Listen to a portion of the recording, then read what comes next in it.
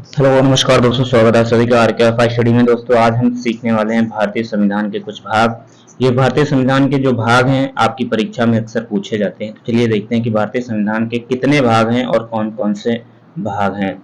दोस्तों सबसे पहला जो भाग है भारतीय संविधान में, भाग 1 है। इसमें संघ और राज्य क्षेत्र की बात की गई है।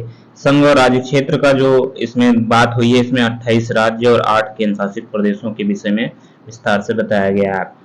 इसमें जो अनुच्छेद है, अनुच्छेद 1 से लेकर 4 तक की इसमें व्यवस्था की गई है। भाग नंबर 2 है नागरिकता से संबंधित। इसमें अनुच्छेद 5 से 11 तक है और इसमें बताया गया है कि किसी भी व्यक्ति को कैसे नागरिकता दी जाएगी और कैसे उसकी नागरिकता निरस्त की जाएगी।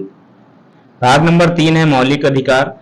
दोस्तों आप सभी को पता है भारतीय संविधान में जो मूल रूप से मौलिक अधिकार थे वो 7 थे, लेकिन अभी जो वर्तमान में है मौलिक अधिकारों की संख्या 6 है, एक हटा दिया गया है और इसमें जो अनुच्छेद 12 से 35 तक मौलिक अधिकार रखे गए हैं। भाग 4 है राज्य के नीति निर्देशक तत्व और इसमें जो अनुच्छेद 36 से लेकर 51 तक राज्य की जो कर्तव्य है उसके विषय में, यानी राज्य जनता के लिए क्या करेगा उसको बताया गया है भाग नंबर 4 में।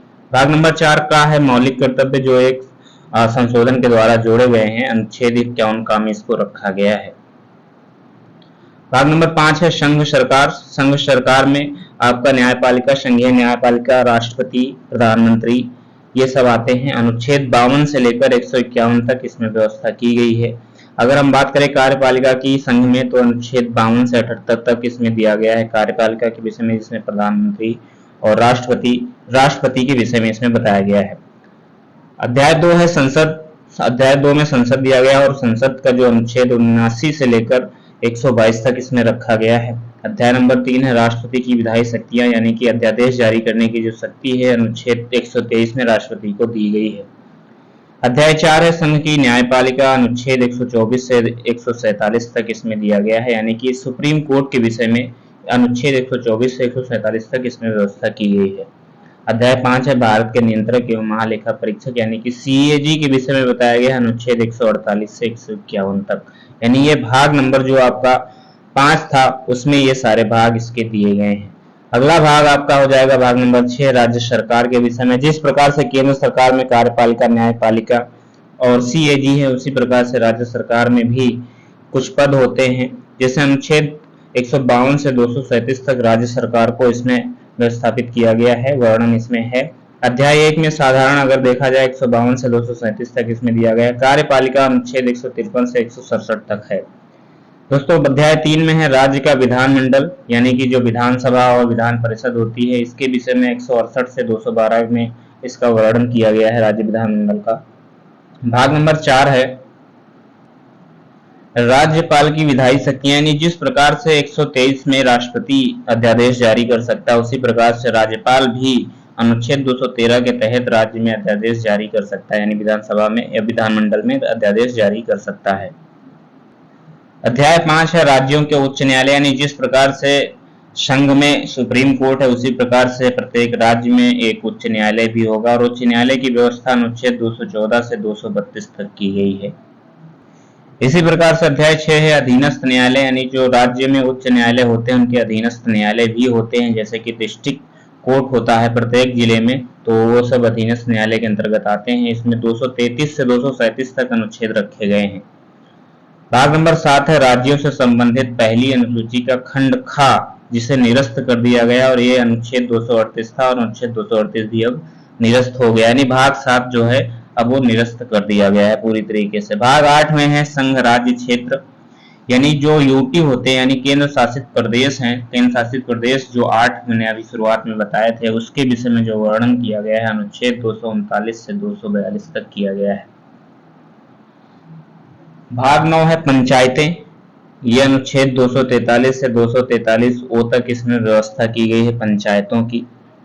उसके बाद भाग 9 ए है नगर पालिकाएं। नगर पालिकाएं जो है अनुच्छेद 243 पी से 243 जेड जी तक इसमें व्यवस्था की गई है नगर पालिकाओं की। अगला भाग है 9 बी। भाग 9 बी है सहकारी समितियां, अनुच्छेद 243 से 243 तक इसमें दिया गया है। अनुच्छेद जो ये सहकारी समितियां हैं दोस्तों 97वें संविधान संशोधन के द्वारा जोड़ी गई थी। भाग 10 है अनुसूचित और जनजातीय क्षेत्र। जो सहकारी समितियां हैं दोस्तों वो 243 ZH से लेकर 243 ZT तक इसमें व्यवस्था की गई है सहकारी समितियों की। और भाग 10 से अनुसूचित और जनजातीय क्षेत्र अनुच्छेद 244 से 244 का तक इसमें व्यवस्था की गई है अनुसूचित और जनजातीय क्षेत्र की। भाग 11 है संघ और राज्यों के बीच संबंध, अनुच्छेद 245 से 263 तक इसमें व्यवस्था की गई है संघ और राज्यों के बीच संबंध के विषय में।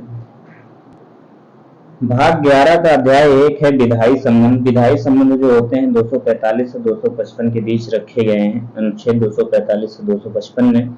और प्रशासनिक संबंध जो संघ और राज्य के बीच हैं उसको अनुच्छेद 256 से 263 के मध्य में रखे गए हैं। इसी प्रकार से भाग 12 है वित्त, संपत्ति, संविदाएं और वाद के विषय में। इसमें अनुच्छेद 264 से 300A जो कि भारतीय संविधान में मौलिक अधिकार था 7वां उसे हटाकर 300A में रखा गया है, तो भाग 12 में ही उसे रखा गया। ये क्वेश्चन आपके लिए बहुत इंपॉर्टेंट होगा कि जो संपत्ति का अधिकार है वो किस भाग में है, तो भाग 12 में है। अगर अध्याय की बात करें तो अध्याय 1 में वित्त के विषय में बताया गया जिसमें 264 से 291 तक है। इसी में आपका वित्त आयोग भी 280 आ जाएगा, यानी भाग 12 में ही वित्त आयोग भी आएगा। अध्याय 2 है ऋण लेना जो अनुच्छेद 292 से 293 तक दिया गया है। अध्याय 3 में है संपत्ति, संविदाएं, अधिकार और बाध्यताएं जो अनुच्छेद 294 से 300 तक हैं। अध्याय 4 में है संपत्ति का अधिकार जिसे मौलिक अधिकार से हटाकर रखा गया है भाग 12 में अनुच्छेद 300 का में से रखा गया है अध्याय 4। भाग 13 है भारत के राज्य क्षेत्र के भीतर व्यापार, वाणिज्य और समागम, यानी कि किसी को व्यापार करने की छूट, वाणिज्य और आने जाने की छूट जो होती है वो सारी व्यवस्थाएं जो है अनुच्छेद 301 से 307 के मध्य में रखी गई और भाग 13 में है व्यापार के विषय में। भाग 14 है संघ और राज्य के अधीन सेवाएं, यानी जो लोक सेवा आयोग होता है और जो आपका राज्य क्षेत्र की PCS की परीक्षाएं होती हैं, UPSC की परीक्षाएं होती हैं, उसका जो मतलब जो व्यवस्थाएं की गई हैं वो भाग 14 में की गई हैं। संघ और राज्य के बीच अधीन जो सेवाएं हैं अनुच्छेद 308 से 323 तक हैं, जिसमें जो 308 से 314 तक के बीच में सेवाएं रखी गई हैं और जो लोक सेवा आयोग है उसे 315 से लेकर 323 तक रखा गया है, चाहे वो राज्य लोक सेवा आयोग हो या फिर संघीय लोक सेवा आयोग हो। भाग 14A में अधिकरण और ट्रिब्यूनल रखा गया है अनुच्छेद 323 का से लेकर 323 का तक इसमें व्यवस्था की गई है। अनुच्छेद 15 में निर्वाचन आयोग है यानी कि इलेक्शन कमीशन रखा गया है भाग 15 में। अनुच्छेद 324 से 329 का तक निर्वाचन आयोग है। भाग 16 में कुछ वर्गों से संबंधित विशेष प्रावधान है जैसे कि SC, ST या जो अन्य पिछड़ा वर्ग है, इनसे संबंधित जो चीजें हैं उसको 330 से लेकर 342 का तक इसमें रखा गया है।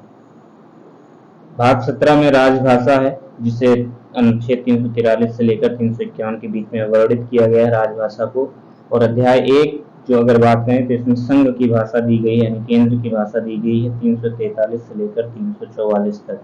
अध्याय 2 में प्रादेशिक भाषाएं दी गई यानी अलग अलग प्रदेश में अलग अलग भाषाएं हैं, तो उसके विषय में जो वर्णन किया गया अनुच्छेद 345 से लेकर 347 में है। अध्याय 3 में सर्वोच्च न्यायालय, उच्च न्यायालय आदि की भाषाएं यानी कि जो सुप्रीम कोर्ट है, हाई कोर्ट है, उसमें जो भाषाएं प्रयोग की जाएंगी उसके विषय में वर्णन किया गया अनुच्छेद 348 से 349 तक। अध्याय 4 में कुछ विशेष निर्देश दिए गए भाषाओं के विषय में, ये है। भाग 18 है आपात का उपबंध यानी आपातकाल। दोस्तों अगर आपातकाल के विषय में बताएं आपको तो ये बहुत ही ज्यादा इम्पोर्टेंट भाग है आपके संविधान का और अक्सर परीक्षाओं में पूछा जाता है। अगर इसके विषय में आप डिटेल में पढ़ना चाहते हैं तो मैं एक लिंक दे दूंगा, पहले मैंने वीडियो इसमें बना रखी है, उसे आप देख लें। इसके बाद आपको इसके विषय में पढ़ने की आवश्यकता नहीं पड़ेगी। आपातकाल की बात करें तो अनुच्छेद 352 से 360 के बीच में रखा गया है। आपातकाल 3 प्रकार का होता है।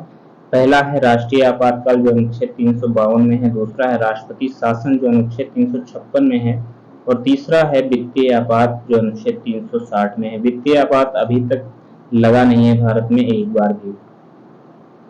भाग 19 है प्रकीर्णन, अनुच्छेद 361 से 367 के बीच में इसका वर्णन किया गया है। भाग 20 है संविधान संशोधन, अनुच्छेद 368 में दिया गया है। दोस्तों इसके विषय में भी मैंने एक डिटेल वीडियो बनाया है, अगर आप इसे देखना चाहते हैं तो उसका लिंक भी मैं डिस्क्रिप्शन में दे दूंगा, वहां से आप देख सकते हैं। ये भी अक्सर आपको परीक्षा में मिल जाएगा। भाग 21 है अस्थायी संक्रमणशील और विशेष उपबंध, जो अनुच्छेद 369 से 392 के बीच में रखा गया है, इसे इसमें वर्णन किया गया है। भाग 22 जो है संक्षिप्त नाम प्रारंभ, हिंदी में प्राधिकृत पाठ और निरसन, इसके विषय में बताया गया है। अनुच्छेद 393 से लेकर 395 के बीच में इसका वर्णन किया गया है। दोस्तों धन्यवाद वीडियो देखने के लिए। जय हिंद, जय भारत।